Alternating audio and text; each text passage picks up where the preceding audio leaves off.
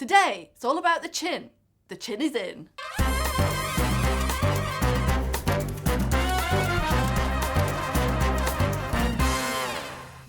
Hi guys, my name's Dr Sarah Tonks. I'm a cosmetic physician in London. Today, we are going to be doing a full face of injectables for another fantastic young lady. And there is one thing that I really want you guys to focus on, which is taking a look at the chin and jawline, because we've really managed to slim her face down. I mean, I know what you guys are thinking. You're probably thinking, what are you on about? She looks fantastic already.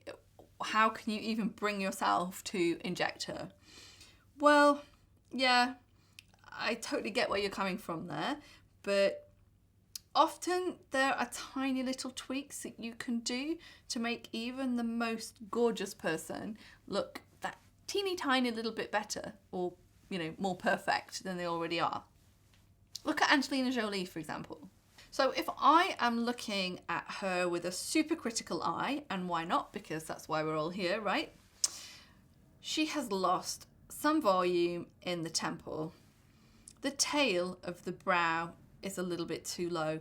It should be at least higher than where the head of the brow is. So really this whole thing needs to come upwards. There is a small amount of brow asymmetry. So you can see that this eyebrow is a wee bit higher than this eyebrow.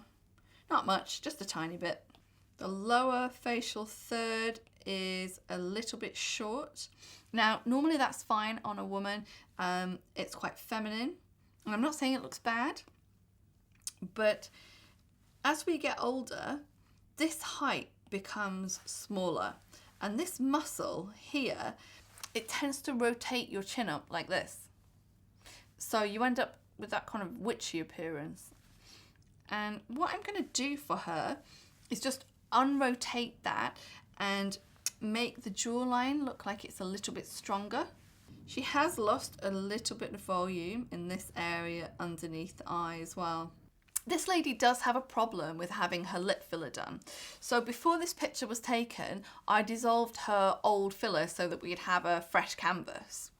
What she really wants is to rotate the lip outwards to sort of flip it open.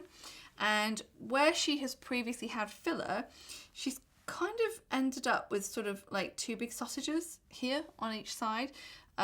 So I had to get rid of all that before we started. You can see that her ratio is good. You know, she's pretty fine. If I just run a line down like so, you will see where we need to make the injections for the lower lip, because remember, it should be the distance in between the eyes. This distance should be the same as the fullness in the lower lip and where the chin point is. So we're going to be hitting those three areas. It's interesting actually, because maybe the head of the brow is just a little bit too long. We don't really have the correct distance here. But anyway, I think on her it looks good. So let's look at what we did. We started off with the old classic. We're doing a bit of Botox to the forehead, frown lines and the crow's feet. Then just launching straight in there with some temple filler. So far, so basic. Moving on to do some filler in the front part of the cheek now, and also on top of the cheekbone.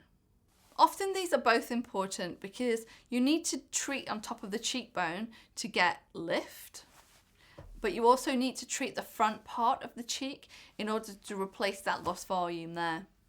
Can't really do one without the other on most people. Getting a little bit more exciting now, chin point. So there are two different techniques that I'm using here. The first is going directly into the point of the chin. The second is going up from underneath, which is to lengthen the chin. So there's a difference between bringing this point forwards here and making the chin longer. Then we're also going to do the chin crease, which helps again to make the chin a little bit longer. Now we're treating micro droplets in front of the ear on both sides, which helps again to take the face into a little bit more of a V shape. Going back to the chin using a cannula in the marionette zone and turning this round to reach the chin crease. Often people do lose quite a lot of volume there. And this is the part that she actually liked the most. It's the lip fillers. Normally, I don't use any topical anesthetic when I'm doing lip fillers. I had a special request from her to do so. So that's why there's a slight sheen on the lip. First of all, you can see that I'm treating the middle tubercle, which is this part of the lip right here. The purpose of this is to flip the lip upwards. Now, I'm using a technique called lip tenting, kind of similar. So you kind of layer columns inside the lip, which again give a bit of rotation. I'm doing the same technique of lip tenting in the lower third of the bottom lip. Getting slightly more exciting now, and we're treating the eyebrow tail with a cannula and treating the brow hollowness. This will really help to open her eyes up again. Okay, let's check out her results. Look at the difference in the eyebrow. I find this the most interesting. Remember we did some filler in the temple, but also underneath the eyebrow. And you can see that the shape of the brow has changed from being the tail being quite low there to being about in line with the head of the brow, which helps to make the face look a little bit more wide awake, a bit more feminine. That's also partly due to the Botox that we put in there as well. It's not just the filler. This is my second favourite part. See here where the overall shape of the face is quite square, and here we've got a bit more of a heart shaped. The chin has been slightly elongated so that it forms more of a point, which is in line with, God, look at my squiggly line there, is in line with the inner part of the eye. So that should be about the same there. Over here, it's kind of wide. And while we're on the same subject, we did most of the lip filler in the lower middle third. You see, we managed to enlarge the lips slightly, but without getting any lumps or bumps in there. It's a little bit bigger than I would normally do it, but patient says she's happy, so I'm happy. She's also got what I think is one of the more interesting things that happens after you have filler, which is a little bit of skin improvement. So you can see that the quality, the texture of her skin looks a bit more glowy. She looks a bit more, almost luminescent, and that's because wherever you put filler, you get some collagen stimulation there. I'm sure that if you've seen some of my previous videos, then we do discuss that in there. Okay guys, so that's it for this week. I hope you enjoyed the video and you like the new shape of her face. Let me know in the comment section below whether or not you did like it.